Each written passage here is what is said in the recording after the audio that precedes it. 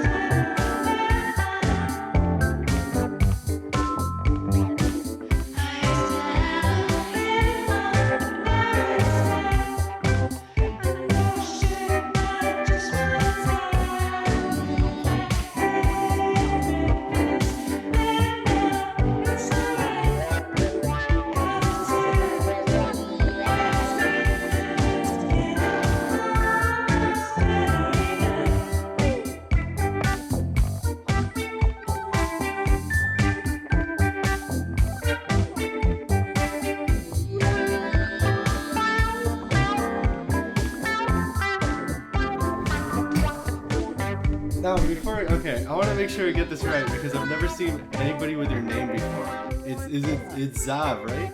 Or Xav? Yeah, you got it. Okay. Yeah, it's Sam. Yeah, that's Because right. I heard, I forgot what video it was. It was one of your tour videos, I think. Someone said Xav, and I was like, oh, that's weird. I thought it was Xav, but Oh dear, they got it wrong. No, you got it right. It's Xav. Yeah, easy but hard. That's the thing with my name. yeah, it's 3 letters, but Yeah, don't see it as often. All right. that's true. Well, let's start. One of the first things I wanted to ask you, Mr. Zav, was how you been holding up during quarantine? Like, what you been up to? Yeah, good, thanks. Just been doing lots of like work. I work composing, so I just make music for animation, and I've been doing lots of that. Very lucky to still be able to have a job. So that's been really good. Because animation hasn't really been affected by COVID that much. Because bunch of cartoon characters in a room together, they don't really have to socially distance because they're imaginary. So that's quite good. And I did move countries though. My girlfriend Francie and I, we moved countries from Germany to England. Live now in the same town as brother Charlie from Itchy Teeth. So we both live in Margate now. And yeah, we've been trying to do lots of band activities together in Itchy Teeth, and that's been really great. Wherever we can, with all the right socially distanced kind of vibes. And yeah, we haven't been playing concerts and we haven't been gigging, but we have been making lots of music, writing lots of music together, and scheming. Scheming. Yeah. Uh, the composing thing you announced this a while ago, but you gotta work for the same team that does Gumball. They got together to do Elliot from Earth. Yeah, absolutely. Yeah, they did. Yes, it's coming out. I think it's coming out in a few months' time in America. There's a bit of a delay, but in England and Africa, it's coming out on Saturday. So Oh, that's that is a yeah, quite big delay. We haven't heard anything. Not that I know, at least. yeah. No, no, no. I think it's maybe in the summer. I think it comes out. Well, Uh, our summer, sort of July, August, something like that. I think it comes out in the Enough time. States. Yeah. How was that? How was as much as you can reveal, I suppose? How was that process? Yeah, no, I think it's all good now. Like it's really annoying because yeah, at the beginning you're never allowed to like tell anyone about the what's happening in the cartoons because it's all under ropes and that. But but yeah, no, oh, it's great. It's a really fun cartoon. It's like a science fiction adventure comedy. So there's just loads of crazy stuff going on, and but also all the big themes, sadness, missing home, friendship, all that kind of stuff. So it was such a nice show to make music for because it was like really big, grandiose kind of sounds, but also yeah, it had the scope to include some really nice themes, and yeah, so I really loved it. And as far as I can tell, I'm pretty sure if I read this right, you're no longer like a additional music. You composed like most of the themes, right? Is that correct? That's right. Yeah, yeah. So like when I was working on Gumball, I was really kind of like a songwriter, and I wrote like songs for the show, Hmm. and but then yeah, luckily I pitched. They asked me to pitch for the show, and I did, and somehow I won it, and then I got to do all the music, which is really great. So like all the kind of yeah, I think I'm not sure there was. Yeah, I think I did every like the theme tune and everything, which is the first show I've ever done that for. So that was like really nice. To Congratulations. Thanks, man. It was a big milestone for me. I was like, yeah, I finally got my own friggin' show. All right. Let's. One of the questions I want to ask you Yeah, is what made you start playing and writing? Because I think I don't know how many instruments you play because it looks like a lot, but what made you get into it? that reminds me of the Lord of the Rings quote. Where it's like, I feel like butter spread over too much Oh, bread. too much. It's like that. That's me with instruments. It's like I'm not that great at any of them, but I guess I can, you know, basically when I sit down at a drum kit, I just try and copy Ollie from each teeth. He taught me a couple of beats. He taught me my favorite song on drums, "Race for the Prize" by the Flaming Lips. Hmm. And there's this cool like gang gang gang gang gang. There's like this snare drum hangs back a little bit. It's pretty cool. I just copy that every time I get on the drums. But like yeah, no, I mean I've forgotten the question now, but I'm not very good at most Oh, instruments. how did you get into playing and writing?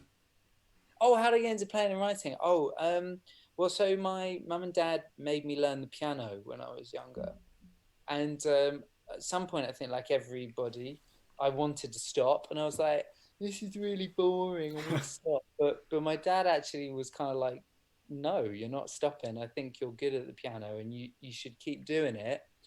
And we kind of made a deal.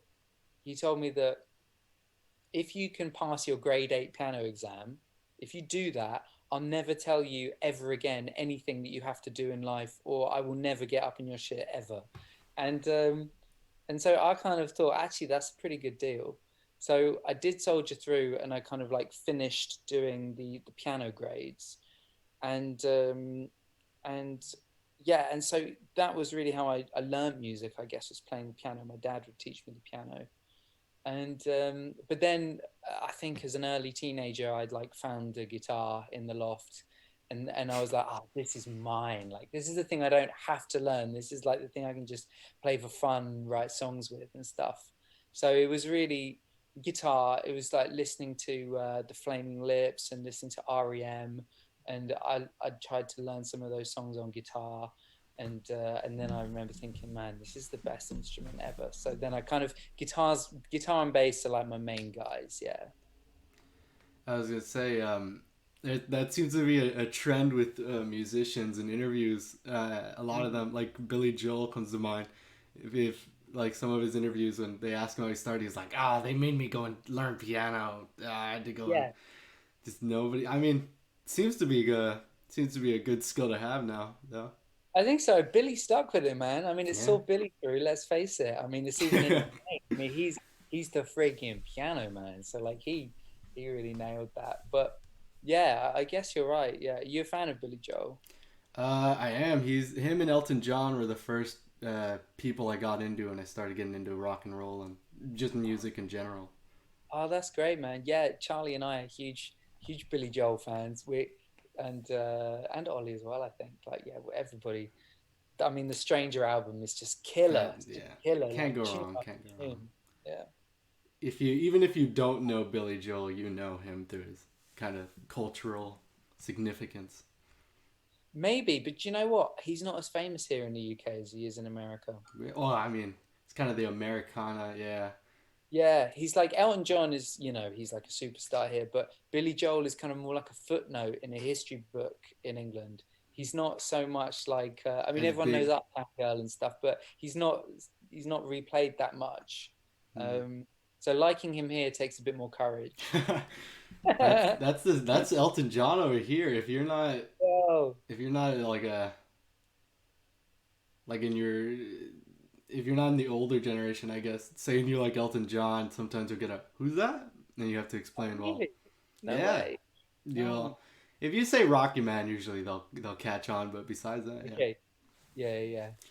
All right. What goes on your playlist? Who's the artist that you listen to now, or inspire you, or you see yourself coming back to all the time? Who's on the playlist? Who's on the playlist?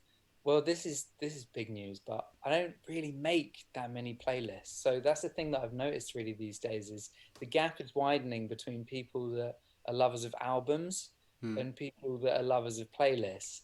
And there's no right or wrong. Definitely, I think playlists and singles are awesome as well. But I tend to kind of just think I'm going to put on that album, Yeah. or I'm going to, because that's the way that I grew up was listening to albums and playing albums as a complete thing and kind of appreciating the art form. Um, but having said that, actually talking about a really good playlist. So one of my heroes is the late great Lou Reed, legend, and he's really one of my favorite artists and influences, I suppose. Not that I do music in any way similar to him, but just in terms of like You, vibing you up and people over the years that inspire you. Lou Reed's definitely there, and so he did this interview with a journalist. Um, Before he died, maybe a few years before he died, where they sat down and he wrote down his 100 favorite songs, which is like, oh man, and it's somebody's taken the time to put it on Spotify, like find all these songs and and just compile them. oh man, so it's just like I sit there listening to this playlist and I just think, oh my god, imagine Lou Reed listening to that. That's so funny. Like, what he likes that song, and there's all classic kind of stuff you would think that Lou Reed likes, like 50s doo wop and all these great, kind of, melodramatic sort of, American kind of teenage heartbreak songs that I Yeah, know. stuff that would fit him. Yeah, and then Yeah, man. And but then also there's just some really random, like funny ones, like some stuff from that, 2000s era U2 album, all Can't Leave Behind, and like just the idea of Lou Reed listening to that is just it tickles me. So that's my favorite playlist at the moment. yeah. Yeah. My friends in our friend group, we have names for that because I'm more of an album guy as well. But I have one friend who swears by playlists, and he has a word for or albums he doesn't think you can listen to his albums. He just calls them. They have skips, which is just you Oh, skip that song, and I'm like, oh, if you say so. But that's true. I That's guess true. it's What some. he calls them skips. Yeah, if it's a bad album, it'll go. That's a skip. Just listen to a playlist or something. It's like, oh. Ah, that's a good point. Yeah. I mean, it takes perseverance and it takes willingness and character to sit through some of the worst songs on an album. If we go back to Billy Joel for a minute, The Stranger, that album, I love that album, but I know other people like it. Don't ask me why I don't, but I can't You stand that can't song. stand that one, really? No, no, no, no, no. I love the album. I'm just Oh, saying that that that one. one song. I can't stand that one song that's like the prog rock restaurant song. That's like Oh, when they're in Eddie, they were sitting in the bed, and that one goes on for a while. I'll give you that. That one, yeah. I can't deal with it. It drives me nuts. And so, but I sit through it. I kind of think, no, fair play. He's ambitious. Yeah, the bottle of red, bottle of white. Oh God, I That's can't it. I even. like the intro. I like the intro, but it all gets a little bit too kind of like jumpy for me after that. Yeah, that But then one moves that around. the end has come in. That song Yeah, the end that's has true. come That's what gets you through the skips.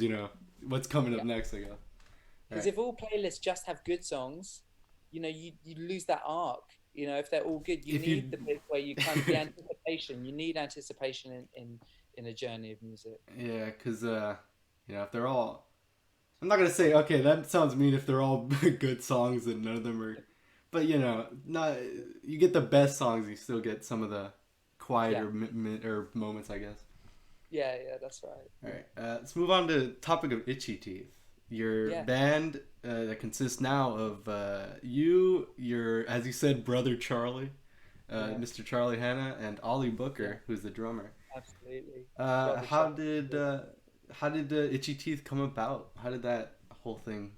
Because if I remember correctly, it says on like I think your the Twitter for Itchy Teeth, it's like psychic rock since like 2000, or was it 2004, 2007 or something like that. Can't remember. That's right. Yeah. So yeah, it was a dark and stormy night. No. It really wasn't. Basically, my mum and dad dropped me off at university in 2007, and at kind of a halls of residence. And I was walking in, and I remember feeling a bit out of place. And then there was this in the kitchen. There was this blonde guy who was kind of like itching around nervously, and I think he was smoking or something like that. And he was like, "Hey man, nice jacket. I really like your jacket." And I had this jacket on that I bought at a charity shop, and I thought this was like a really cool jacket. I thought I was a rock star in this jacket, and he said he liked it. So I was like, "Oh, this is great." And then just since that night, we just sort of became best friends and just started a journey of music together. So we were very lucky that fate put us together in this halls of residence. We're both studying the same thing at uni. We're both studying English literature. But instead of focusing on that, we just focused on writing songs and thinking that we were going to become rock stars and change the world, which was very funny. We thought we were the best band ever. Like in the beginning, we were so hilariously, looking back confident. on it, we were so hilariously confident and arrogant. We would go to all gigs and we'd take our CDs and we'd be like, "We're giving you this opportunity. So you can be the band that pioneers us, because we are basically the best songwriters ever." And like, we really believed it. And looking back, it's very sweet. And I'm so glad that I had that ridiculous, arrogant optimism. It was great, because now I totally feel like I don't have that. So it's very funny looking back at that. And but it was great because we really formed our friendship that way. We really kind of like believed in each other and the music they were making. And although, we're not arrogant wannabe rock stars now, I think there's a self-belief in Itchy Teeth that we kind of have, that means like, okay, well, we didn't become a famous rock band like we thought we were going to do, but we still believe in our music, and we still believe that we love making music together. And so we're going to keep doing that. And then we met. Charlie went to school with Ollie. So Ollie joined the band very early on. I was introduced to Ollie by Charlie, and then he started hanging around with us, and he joined the band playing drums early on, and then again another best friend. And so it went like that. Yeah, because when you guys, I think from the on the Itchy Teeth YouTube channel, go check that out. There's there's some of the older ones, music videos that are up, have a different bassist before Big M, and yeah, so that's... Yeah, absolutely. Yeah, well noticed. Yeah, so they do. We I think every band usually has a revolving door of drummers. That hasn't been our truth. We've had a revolving door of bassists. So Big M was our absolute, he was our bass player. Absolutely. He was the fourth member of Itchy Teeth. But before that, we had Oliver Knight, and we had John Varney, and we had some other kind of people sitting in at various times. And now I have that honor of being the bass player. Oh, you play bass now, huh? Well, yeah, I play a 6-string bass in Itchy Teeth now, which looks like a guitar. And whenever we play live, the question I get asked every night is, "What is that bass you're playing, man? Is it a guitar?"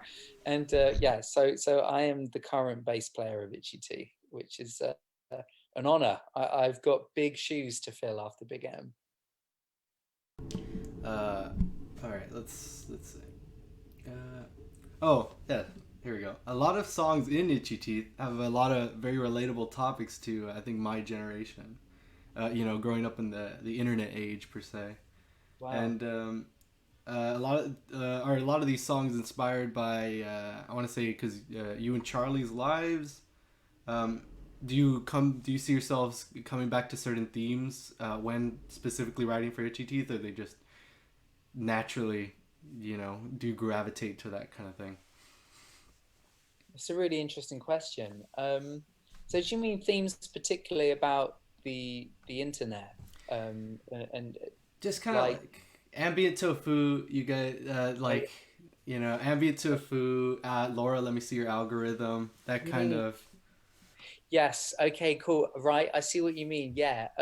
So Charlie had the ideas for those two songs. They're kind of like when we write songs in Itchy Teeth, one person kind of comes in with like 80% of the song done, and then the other one kind of finesses, as it were. So Finishes it's it up. kind of in a we have that John Lennon, Paul McCartney kind of model where they're kind of like one or the other person's songs really, but then there's always contributions. So, but Charlie's definitely the lyrics behind those two songs, and I think it's just I'm not. I guess that theme just started becoming, over the last few years, life changed like dramatically in terms of communication and stuff, and I think it's just really fun to try and address some of those themes when you're writing lyrics. I mean, when you're writing lyrics, you're always trying to talk about the human condition in the world right now, I suppose, is what you're doing. And a very weird thing about the time we're living in now is that everybody is kind of experiencing the same drama in their life, aren't they? So they're kind of experiencing the same thing, that like we're all sharing this COVID-19 problem, and everybody's kind of dealing with the many facets of that, and it kind of dominates life. So I'm very interested, like in a year's time, when finally all the lockdown albums are finally out. It's going to be really interesting to see everybody writing about the same The same theme. stuff. There's only so much you can write about when you're stuck at home, I suppose. Yeah, absolutely. Yeah, I mean, no one's going to be having experience. No one will have had that many experiences. So it's all going to be about, self discovery in a kind of internet bizarre communication kind of age. And I think that album Three, we started to touch on some themes of that. Yeah, and Welcome to the Picnic especially is very embracing just the madness of internet communication, and kind of and yeah, and all that jazz. Yeah. So yes, well noticed. And I'm very glad to hear you think that some of the lyrical themes relate to um, you know, your generation, as you said. That's great feedback for us to know. You guys were the first band that I ever heard verbally say Spotify and like what was it? Spotify recommended, like I mean Yeah. those are in the same song, but you're the first people that are just straight up acknowledging like, well, this is where we are now. So I think maybe it's because, like, we're like 31. I think some of us are turning 32. Between 32 and 31. And it's that thing where, we didn't have that when we first started the band. And it's funny adapting to the new world. I mean, it makes me sound like an old fuddy duddy, but it's that kind of thing where it's like, oh, okay, this is it now. So when we first started out, you watch documentaries, like um, how the Eagles got famous or some shit like that. And it's like, oh wow, so they walked into record companies and they gave their CDs, and like, like, fuck, that's amazing. And then they went on these tours and they led rock star lives, and like, that's the model that I they grew up grew up. hearing about. And so you kind of you assume when you're like a child that being in a band will be like that.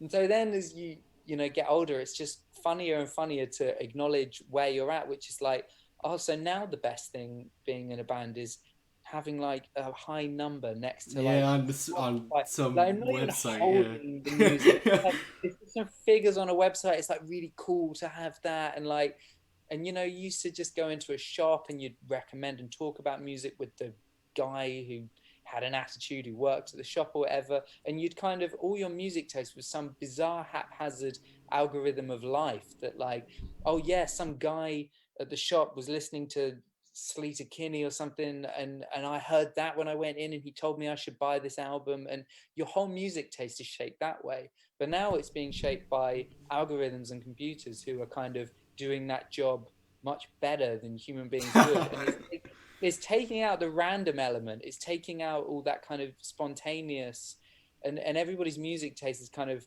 homogenizing into just a kind of, oh, if you're a guy of this age who likes this kind of music, you'll obviously like all these others too. So here you go, and it's great. You sit down, you listen to it, and it's like, I do like all this stuff. Yeah, it's like, well, that's the crazy part. Well, they're right. The computer's right, huh? Yeah, you're not as individual as you think you are. It's like, the computer's bang on. It's like, no, you're just a friggin' number, and it's annoying. It's so annoying to kind of acknowledge that, but it's also very funny, and huge credit to Charlie in those songs, like in Ambient Tofu. Like, it's a very original and funny thing to write about.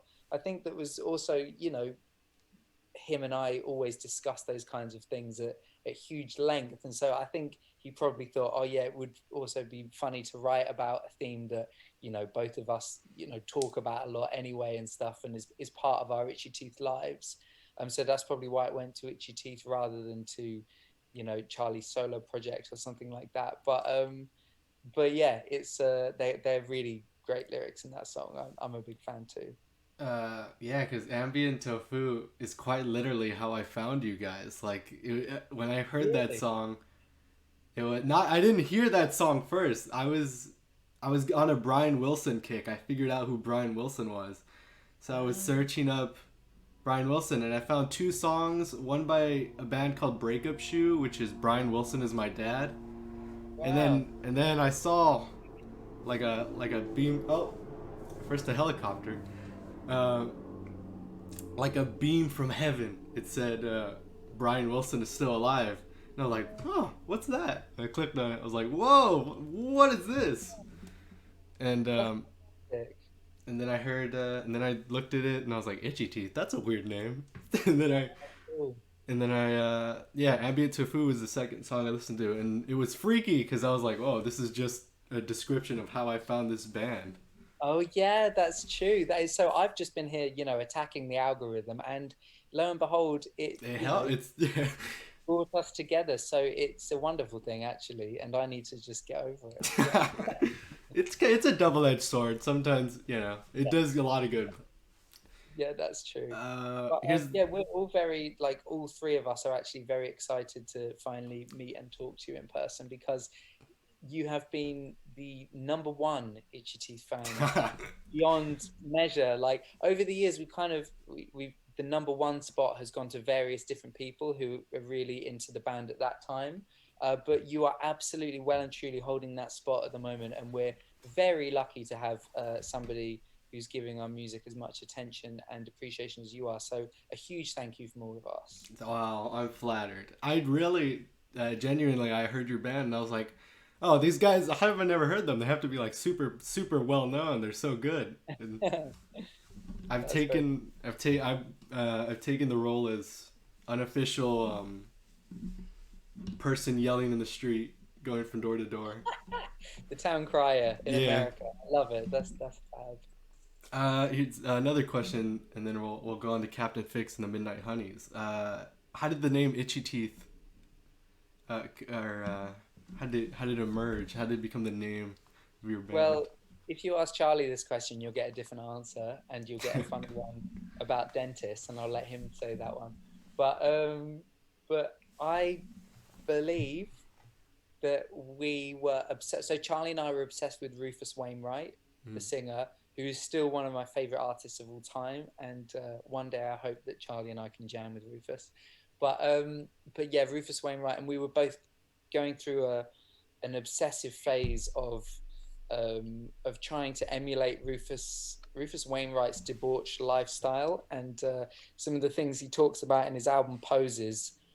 And we were doing a lot of digging on him, and we found out that he was at one point a crystal meth addict, and we got obsessed with this idea. We didn't take any crystal meth. I know where you think this is going, but we never have done.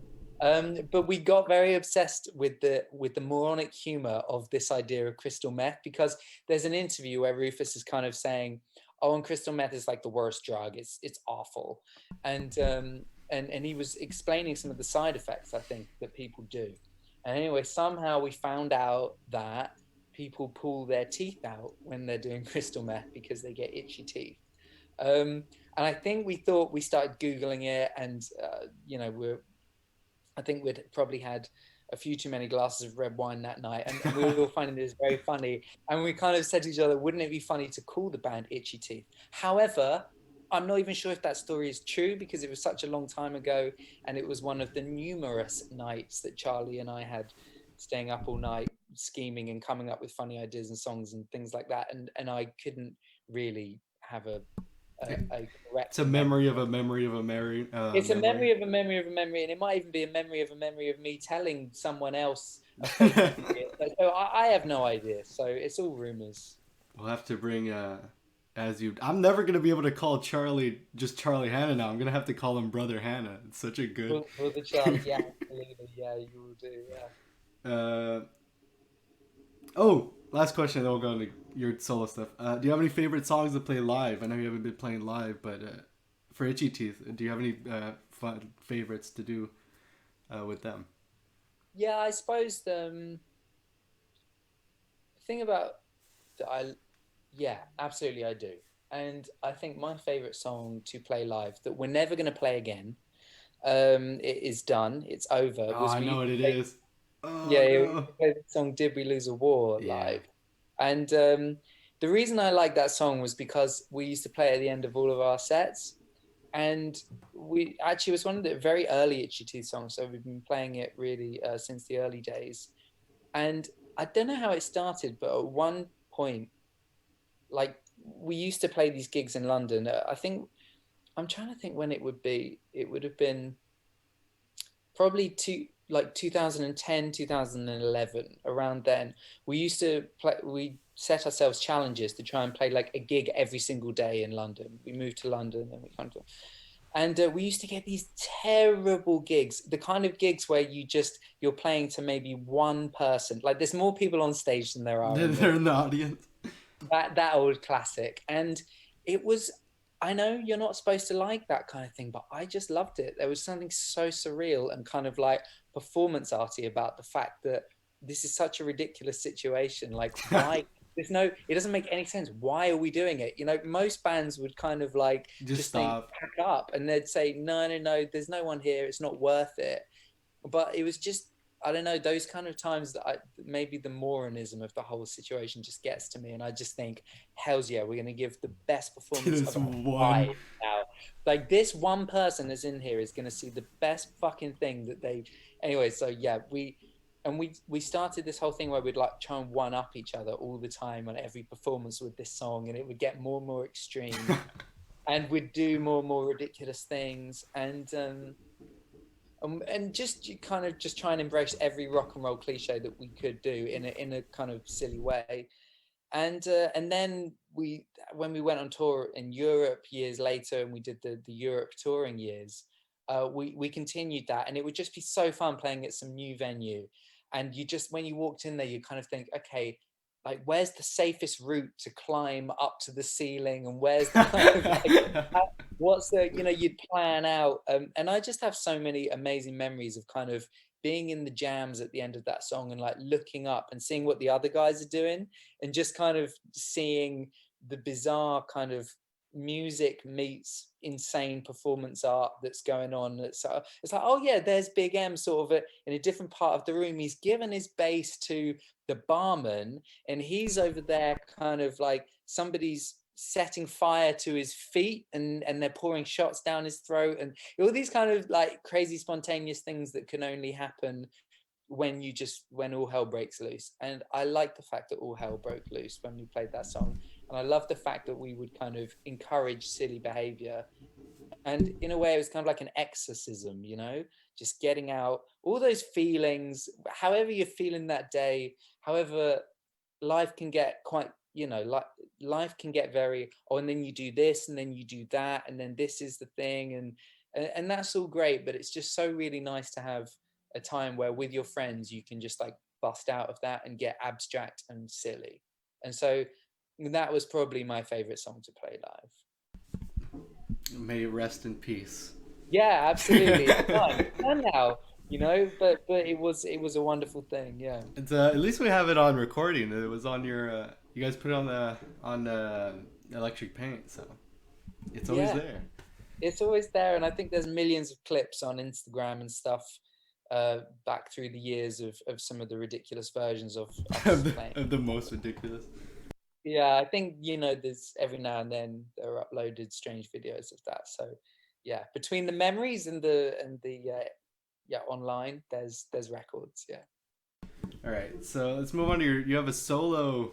I'm hesitant to say band, Yeah. a solo project, under the title Captain Fix and the Midnight Honeys, which is kind of your solo stuff. Yeah. First question. This is important because I brought this up to my friends before talking about, oh, you should listen to this band. I really enjoy them. They're called the Captain Fix and the Midnight Honeys, and they'll go, I'm sorry, what? What? And how did you come up with the name? So I'm not sure. Again, I think the coming up with the name stories never have a very reliable answer, I'm afraid. I'm not sure. Just the inspiration struck you? Just... Exactly. I mean, I've always been recording in my bedroom since I was a teenager, and I used to have like an 8-track tape machine, and I used to make albums at school and stuff for people, and and I think one day I just started labeling them Captain Fix and the Midnight Honeys. I can't remember why. But yes, funny you should bring that up, that somebody was like, huh?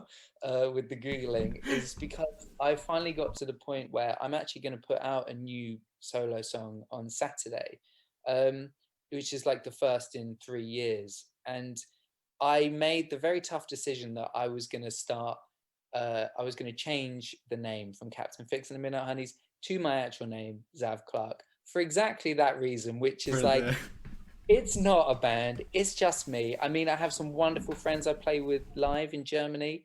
Lena Zaga plays bass, Elias Angela plays vibraphone, drums. Seda Schwartz, he plays synthesizers, and you know, we play live gigs, and they are the Midnight Honeys in Germany. But when it comes to recording, I do it myself. And so yeah, I just thought, man, just, you know, grow up, just call it Xav Clarke, have it all in one place. You know, yeah. I think originally I didn't want to call it Xav Clarke because when we were, you know, we were just really focusing on Itchy Teeth, and it was one of those things where it was like, we're in it, you know, we're putting all our eggs in this basket when we were younger, and we really want to try and be Itchy Teeth. So I did think it was a bit kind of, I wanted to make other music, you know, I felt that I had other songs which didn't particularly fit Itchy Teeth, or that I just wanted to do as well and get out of my system. And I remember thinking that, well, I won't call it Xav Clarke because, you know, I don't want to give it too much attention anyway, and I don't want to be like, hey, here I am, a singer-songwriter. So I thought it would be more funny to just have this kind of imaginary band. But now, you know, it's just it's lots more years down the line, and it's just like, let's make Googling easier. And yeah, so we're going to start changing that to Xav Clarke. That's the good thing about both your actual name and Captain Fix and the Midnight Honeys. There's very, very few people who are posting anything with those names. You're in the minority. I suppose so, yeah, absolutely. I dig it though. It's like a Sgt. Pepper's Lonely Hearts Club Band situation. It's a made-up band. It was a made-up band, absolutely, yeah. I mean, it's like, there's so many cool made-up bands, you know? Like when I was growing up, Gorillaz came out, and that was so cool because they were this kind of like cartoon made-up band with fake members. And I guess subconsciously I always really loved that. And as you say, like Sgt. Pepper, and just having as many weird and wacky side projects as possible. I mean, like, I'm sure you're also aware of Ambient Tofu, the band. Oh yeah, I mean, yeah. So, you know, I don't know who those guys are, but exactly, it's all about having fun, wacky side projects. Yeah. What's it like this is a weird one. I wrote, what's it like writing for Captain Fix and the Midnight Honeys? But it's, so I guess what I mean is like what themes, once again themes, but what themes do you find any like repeating motifs or anything in your songs that seem to come back to you when like writing, whether lyrics or just musically? Yeah. I suppose that's a very good question. I'm just going to think about it before I start yakking. Um, I suppose the easiest one to answer with that is that I did an album in 2016 called Love from the Angel Gum, which was very much it was like a concept album. And it was, I was going through I'm an armchair physicist. So, you know, I love reading books about physics. I never studied it at school, much to my regret. It's subsequently become one of my favorite subjects. And I got really into this ridiculous idea, which is a bit zeitgeisty. Lots of other people have as well. I'm certainly by no means original in this idea, but I love that whole kind of like simulation theory around that time. And my friend Gino recommended me this film. It's called World on a Wire, and it was a film that the Matrix was very inspired by this film. And I just kind of, it's not like I believed it myself or anything, but I got very into this idea of kind of like parallel universes and fake people and memories that didn't really happen, and shared dreams. And another favorite film of mine is called Until the End of the World. And that album was very much influenced by a lot of the themes in that. And so I wanted to make this kind of concept album with, and I got lots of my friends involved, Millie Upton and Vida Black and a Big M as well, and Gino, the guy I was just talking about. And I think we just, yeah, I think for me it was a lot about kind of how isn't this universe so big and massive and crazy and no one understands it, but at the same time got all these feelings as well. And it's kind of like that thing of where do feelings fit in the insane kind of like craziness that the universe is and could be. It's just so big and overwhelmingly complicated, and there's so many theories abounding, and it's so psychedelic and mad. And then to just be a person in amongst all of that is like absolutely wild, really. And so I think I suppose maybe that's a theme that I sometimes come back to, but I don't really know, man. Like I'm not sure. Yeah, so who knows? That's reasonable. That seems to be a lot of a lot of interviews and stuff with a lot of musicians I watch.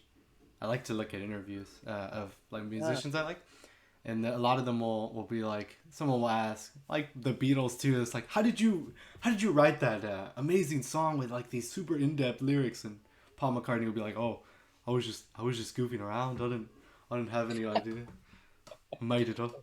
Very flattered to be mentioned in the same sentence as those guys. But yeah, I mean, like, yeah, I know what you mean. I think that is one of the wonderful things about writing music, actually. And when you get it bang on, or you do something that you're proud of, it's almost when you have nothing to do with it. And I know many musicians say that as well. But it's that kind of thing where you just somehow accidentally pick up some kind of radio signal, and you just transmit something, and it comes out and you record it and you think, oh, I don't think I can even take credit for that. It just kind of it just arrived and I didn't put any effort into it or something. And it's really nice to write songs when that works out. Of course, the opposite is also true, just slogging it out and just like taking pulling teeth and just thinking, oh god, that second verse, what am I going to say in there, and then you just put any old rubbish down. And so I mean, yeah, it's not all inspiration and cosmic radio waves, but yeah, I guess it's a nice combination of both sometimes. Do you have any favorite songs to play live with Captain Fix and the Midnight Honeys? Yeah, I do. I mean, what I really like playing this song, Dream All Night, is from that album. I really like that. And because I don't know, it's just picks up the energy, because a lot of the songs are slower, and I would find that we were playing gigs in kind of in Germany in some ultra cool, kind of like smoking punk rock, Uh, very typically German. And then I'd be like, oh God, I'm just going to play a load of slow songs, and it's like the drummer would be playing the vibraphone, Elliot would be on the vibraphone, and it would just all be very slow. And so it was nice to suddenly rock back out again on Dream All Night. And yeah, I like playing all of them really. I guess I don't have a particular favorite. um my favorite would be any time that we have like a guest performer or something. Like when my friend Millie would come over from Germany, she would maybe come and sing some of the songs that she sings on the album, and that would always be great. And recently we had a saxophone player who plays sax on some of the new songs. He would play with us in Bremen, and that was always like really fun. So no, I don't have any you don't have particular. any favorite children? They're all... No, no, no. Yeah, no, I don't. I don't. No, no. Actually, there's this song. Sometimes everyone goes to the zoo, which is going to be on my next album. I was about to say, I was about to say, I've listened to all the Captain Fix. I was like, how did I miss Sometimes You Go to the Zoo? Oh, okay. Yeah, no. So this is it's coming. So yeah, the new album kind of starts on Saturday with the first song from that. But then there's the song Sometimes Everyone Goes to the Zoo, which is a song I wrote about cheering someone up. And I think I always like playing that because I kind of always remember the feeling of like wanting to be, how we're all quite bad at telling yourself to cheer up and pull yourself together. But then as soon as somebody else is kind of having a bad time, it feels very much like, oh man, like, and I guess I can relate to that feeling each time of being like, no, like I want to, like, it's nice to feel that you could maybe cheer someone up. And I like playing that song because of that, I suppose. Guess you'll have to, anybody watching, you'll have to wait. It's this Saturday. Absolutely, yeah. You will have to wait. Actually, not this Saturday. That's a different song. It's called Underachiever. Is coming out on Ooh. Saturday. But yeah. Sometimes Everyone Goes to the Zoo will be coming out in the next few months. Yeah, absolutely. Next, I wanted to talk about Starfish Man, which was Yeah. you and Brother Hannah. Uh, Brother Hannah's a child, I guess. I Yeah. don't really know. There's no pitchfork yet, quote unquote, on on like how this came about. But Starfish Man is your guys' like short film um, about Starfish Men. Uh, Yeah. how did Starfish Men come about? So Charlie and I went on a songwriting. Well, we had a festival. We got booked for a festival in as Itchy Teeth in Barcelona. Well, in the woods and in the outskirts of Barcelona in Spain. And we decided to turn it into kind of like a songwriting Zav and Charlie getaway. Like we have these occasionally where we kind of go, okay, we have to get together, shoot the shit, talk about everything, and write some songs and just come up with some ideas. And we came up with Starfish Men then, and we started writing some songs together on this trip, which was like a really magical trip. It was just amazing, and we played some bizarre gigs, and it was very weird and wacky, as all things are. We have this saying in Itchy Teeth: Itchy Teeth's path is a strange and difficult one, which I think came from Twin Peaks originally, but it's this kind of thing of like the way you think it's going to go, it never goes like that, and it's some other weird stuff happens. So on that journey, on that experience, we came up with this idea of Starfish Men, and we love TV. I mean, a lot of the times we just spend our time talking about how much we love The Sopranos and Twin Peaks together, and we just kind of talk about TV more than we do music, I suppose. So I think we always thought it would be nice to try and write something, and we had bigger aspirations for the first Starfish Men. But Chris Wade, our amazing director and collaborator, who filmed Starfish Men, he went through some life stuff in the making of it, and we had to kind of shorten it down and come up with a different plot. And so we turned it into this into what it is now, like Starfish Men Part One, this kind of short film. But we've written and recorded the songs for, and we're in the process of making Starfish Men again, which is what do you call it, sequel. It's the sequel, and it's a lot more dialogue and comedy based than the first one, which is a lot more surreal. This one has like a plot. There's mystery, adventure, and it's going to be like, hopefully, if we can get it together and get it filmed over the next few months. Everything's very difficult at the moment because of the plague, but yeah, so we're hoping to revisit that. So Starfish Men is an excuse to try and be funny and get out some of the jokes that we think we have, although I'm not sure if we are very funny, and also to make a soundtrack to that. So we made Starfish Men the soundtrack album, which was really great to just kind of another silly side project that we were talking about to kind of get out some songs together. Listen, one of my favorite lines in all media is, "Are you on Tinder?" Really, is it? It's going good. It's the timings are just immediately cut. "Are you on Tinder?" Just walk away. Well, I'm very glad that you connected with that, and that one person has enjoyed that. So that's really cool. How was filming it? Is it just goofing off like I assume most of your music videos are, or is it more arduous because you had to do lines and stuff like that? Yeah, no, it was goofing off. Definitely was goofing off. It became like all things. It's a lot more work than it ever looks like. Even just simple goofing off kind of stonery adventure, surreal mysteries like that first Starfish Man. It ended up there's a lot to do, man, and but yeah, I mean it's so much fun. Anytime we get to do things together, like we did the video for Erica with Itchy Teeth recently, and just it is a lot of planning and a lot of work, and you got to get costumes and you got to get everything rehearsed and timed, and but it's just so much fun ultimately. So yeah, very very cool. This is the next last bit. We're wrapping around to the end. This is just kind of any questions I had that don't really fall into a category. Yeah. You were in the movie yesterday. Yeah. How did that, as much as you can reveal, I suppose, but how did you get involved in the project? How was filming it, just general? How was yesterday?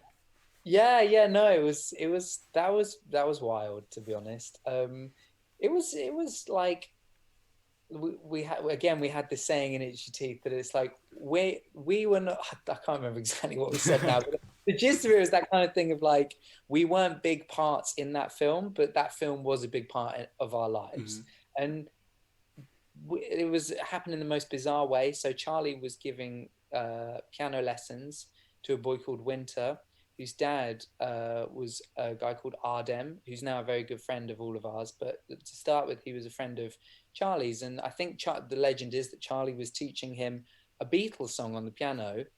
And he just said, well, I'm working on this new film about the Beatles and they're looking for a band.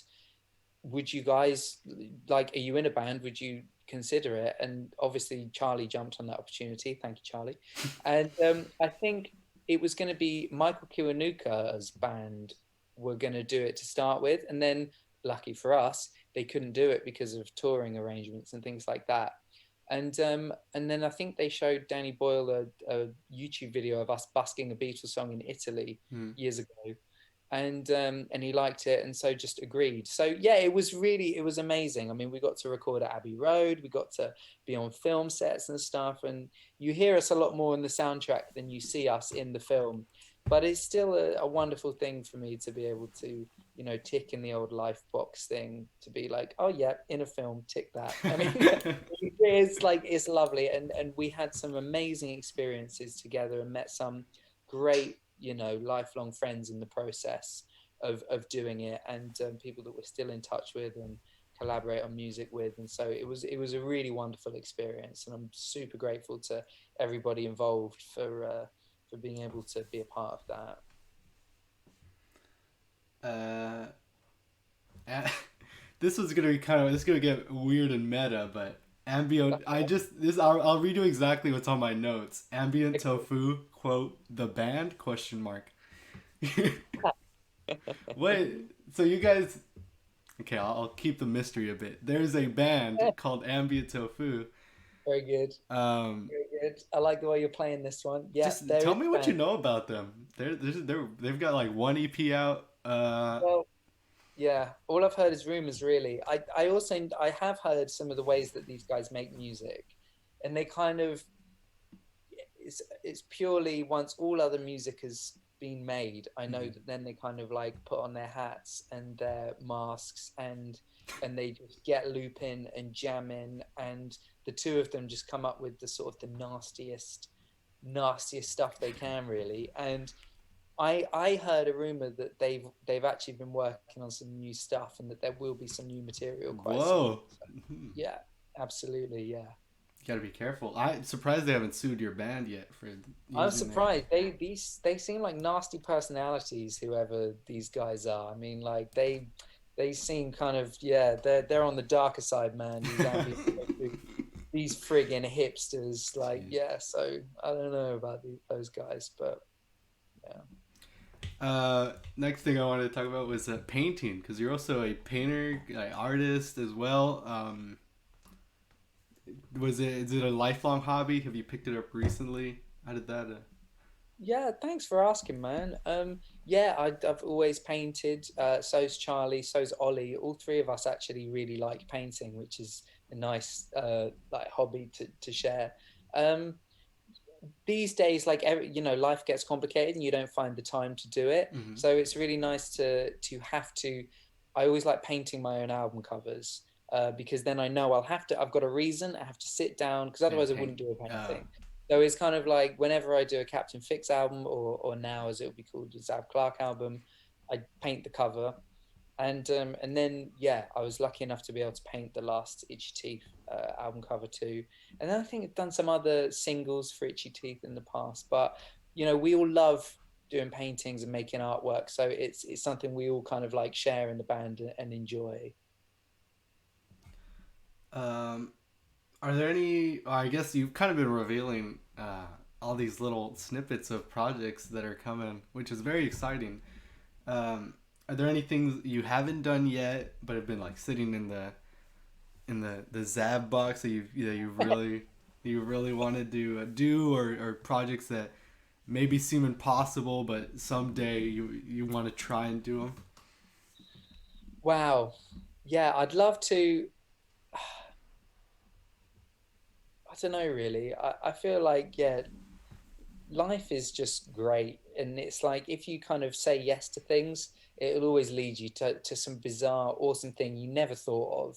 I mean, it's like it has a better way of kind of setting you up with stuff that you enjoy than if you were completely in charge of it. If you kind of went, right, this is what I want, I'm going to go out and get it. I don't think you'd end up with half the cool stuff that you end up doing when you just say yes to things that come your way. And so I'm a big believer in that, and I do really everything that I'm doing. I'm really happy to be doing it. Um, I guess it would be really nice to get a record deal one day with Itchy Teeth. I Mm-hmm. think that's something that we've always, we've gone through phases where we've been like, we don't want a record deal. We're desperate for a record deal.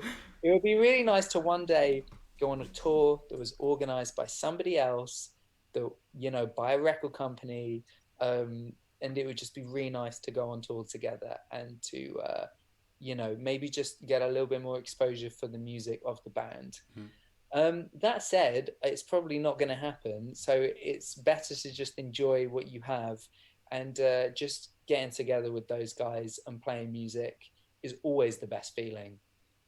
So I mean, like, yeah, I don't even care if that doesn't happen. It's just I would like to just keep being in Itchy Teeth and to keep making music until I die. So yeah. uh, I'm fine with that. Staying with Itchy Tooth. You guys are 80 and release your 400th album.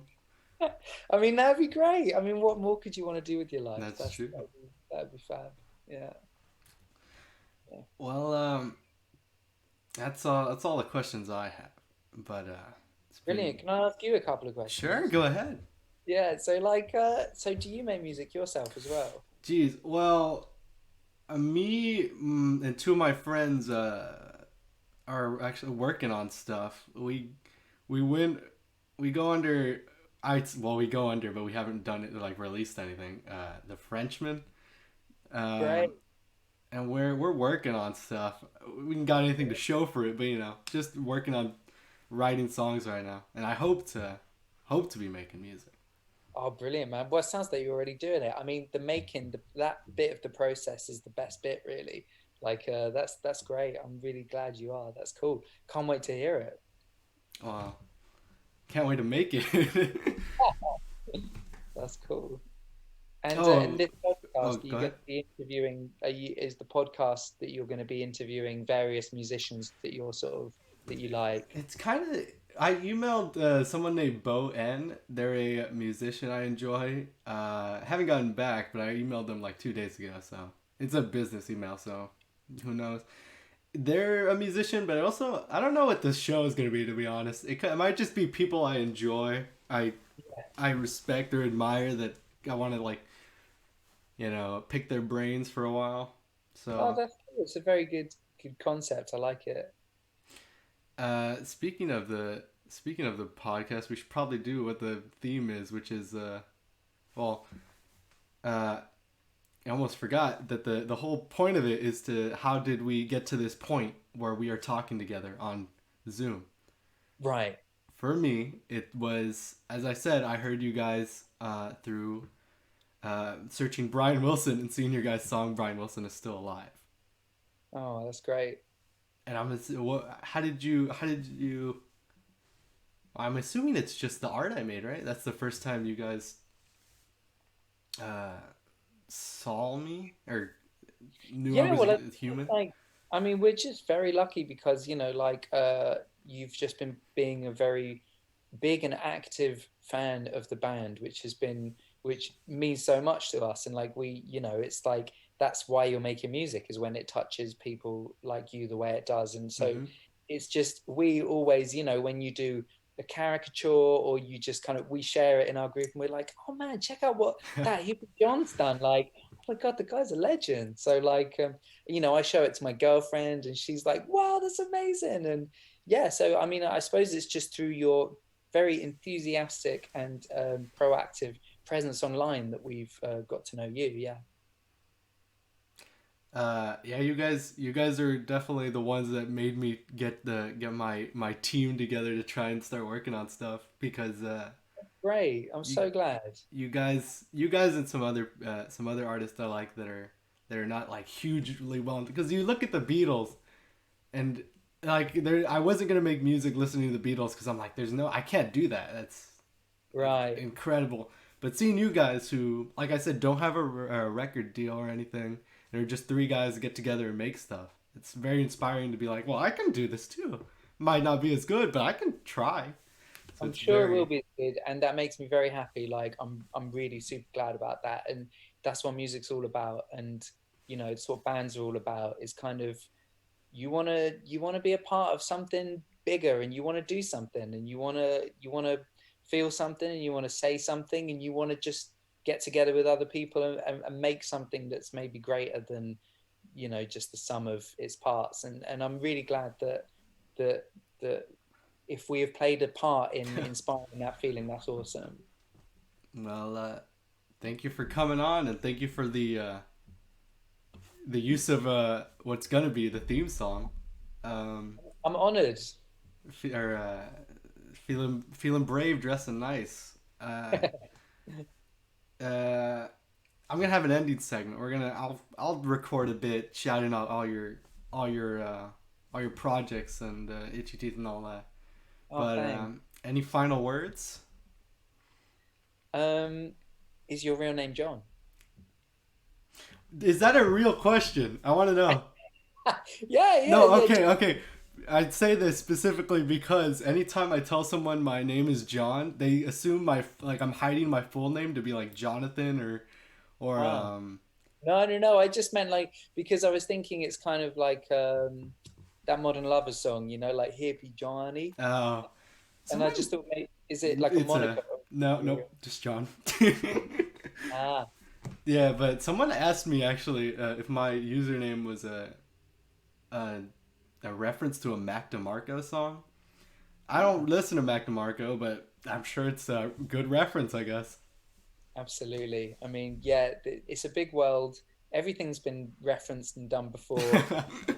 Someone's gonna find something in everything. So I mean, you just gotta, yeah, yeah. Well, Continue. thanks for coming on, and Thank you for having me, and it's been a pleasure chatting with you. And keep making that great music. And yeah, man, all the best. Thank you very much for having me. goodbye. Yeah, have a nice day in Southern California. Jealous.